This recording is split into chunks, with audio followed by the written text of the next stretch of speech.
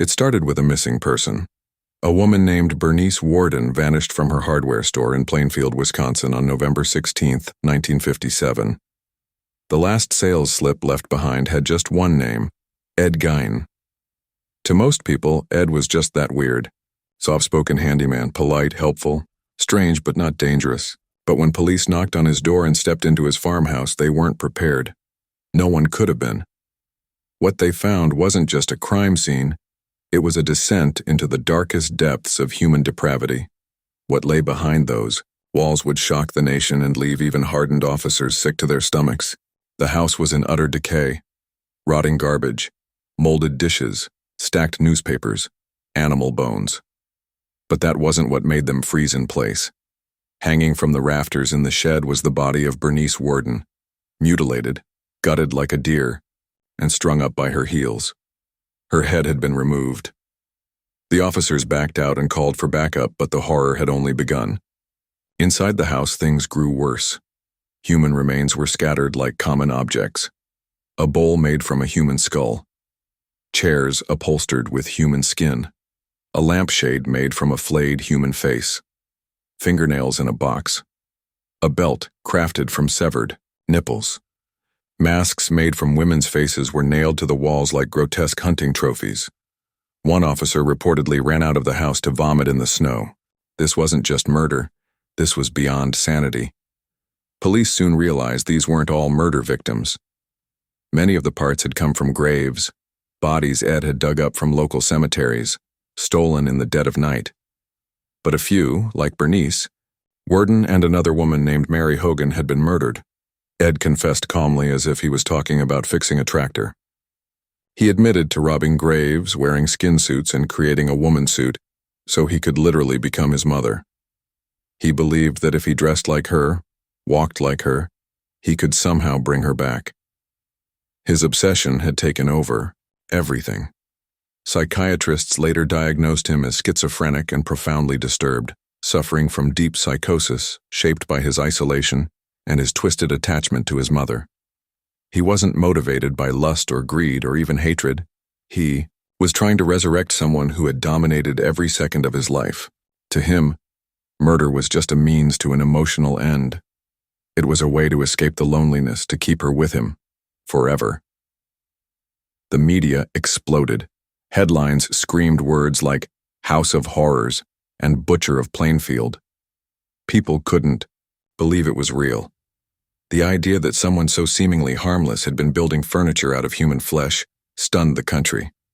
His crimes inspired a wave of cinematic nightmares. Norman Bates in Psycho, Leatherface in the Texas Chainsaw Massacre, Buffalo Bill in The Silence of the Lambs. All of them, in one way or another, were born from Ed Gein. But Ed never went to a standard prison. He was found mentally incompetent and was sent to a psychiatric hospital, where he lived for decades, mostly in silence. He would draw, read books, and remain calm, even friendly, like nothing had ever happened. When asked if he regretted what he'd done, he reportedly just smiled and said, "I'm not sure what you mean." In 1984, Ed Gein died of respiratory failure in the mental institution that became his final home. But even in death, his story didn't end. People tried to steal his grave marker. Tourists still visit Plainfield, some trying to find the site of the old Gein farmhouse, which was burned down in 1958 under mysterious circumstances. Locals say it was the town's way of erasing the memory, of reclaiming peace. But Ed Gein's legacy can't be buried. His crimes dug too deep into the psyche of America. They weren't just about murder. They were about identity, insanity, and the terrifying power of obsession. This wasn't the work of a cold-blooded killer in the shadows. This was someone who walked among his neighbors, who laughed with them, who fixed their machinery, while at night he robbed graves and stitched human skin by candlelight. Ed Gein was not just a man. He became a symbol of how horror can live behind the most ordinary of faces. If this story gripped you, disturbed you, and made you question what darkness truly is, then you're exactly the kind of viewer who belongs on this channel. Like the video, subscribe to the channel, and share it with others who crave the raw, unfiltered truth behind history's darkest minds. Because these stories aren't just entertainment, They're real. And the next one might be even closer than you think. The cold wind of Plainfield, Wisconsin carried an unnatural silence that November morning in 1957. Inside the small hardware store, something wasn't right. The store was open, but there was no sign of Bernice Worden, the owner. Her cash register drawer was pulled open. A dark red stain streaked the floor. Panic spread quickly. But the last receipt on the counter held a clue. The final customer had been Ed Gein, a familiar name, a man who fixed fences, shoveled snow, and told strange stories. The police had heard whispers about Ed, his awkward stares, his solitary life, the eerie way he spoke about his dead mother. But no one expected what they were about to discover. What started as a missing persons report would soon become the most horrifying crime scene in American history. When officers arrived at Gein's isolated farmhouse, they stepped into a nightmare. In the dim light of the shed, they found Bernice Worden's body hanging upside down, gutted like a deer. Her head had been removed and her torso was split open. Her remains were strung up with ropes, methodically, almost ritualistically. Officers stumbled back, shaken. They hadn't seen anything yet.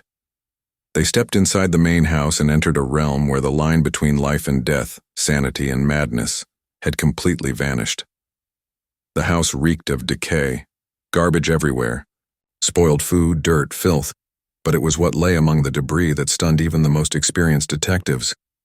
Skulls, some intact, others cut into bowls, a lampshade stitched together from pieces of human facial skin, chairs covered in human flesh, boxes filled with noses, lips, and ears, a belt sewn from nipples, a human heart in a saucepan on the stove, masks made from real faces carefully preserved and mounted on walls, human organs stored like groceries.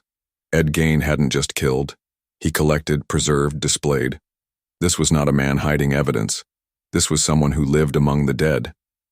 Investigators counted at least 15 women's body parts, though only 2 murder victims were confirmed. Bernice Worden and Mary Hogan, another local woman who had disappeared 3 years earlier. Her skull was found in a paper bag. Her face, skinned and dried, was discovered tucked neatly in a box. When questioned, Ed admitted to her murder without emotion, like describing how to fix a broken engine. But the full horror lay not just in the killings, but in the motive. Ed confessed to exhuming freshly buried corpses, most of them middle-aged women who resembled his mother. He would wait until dark, dig up their graves, and bring their bodies home. He said he wasn't interested in sex. He wanted to create a woman suit. He wanted to wear their skin. He wanted to be his mother again. He didn't just miss her. He tried to become her. He would wear the suits at night, walking around the house, speaking to himself in her voice. He wasn't killing for pleasure. He was trying to recreate the one connection he truly had. He was stitching love and death together, literally. Psychiatrists who examined Ed declared him legally insane. Diagnosed with schizophrenia and severe psychosis, he was found unfit to stand trial.